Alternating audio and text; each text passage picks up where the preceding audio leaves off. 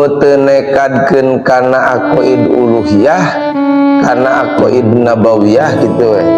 Contoh ti antawis aqaid teu nekadkeun ilmu tumetep di Allah, nah eta teh jang disiksa. Komo teu daek ngaji, urang daek ngaji taleuheung teh urang daek naon ngaji, ngaku we urang pinter eta keur disiksa. Nekadkeun urang pinter, nekadkeun teh eta keur disiksa.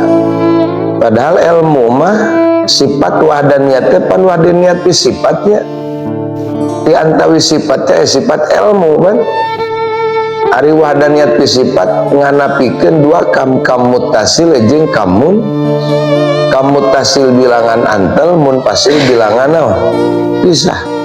Mana bilangan pisah aya nu boga ilmu lian ngaku kuring pinter. Nah, ngaku kuring pinter eta teh keur disiksa ya. Nekadkeun kuring pinter keur disiksa, batur bodoh keur disiksa.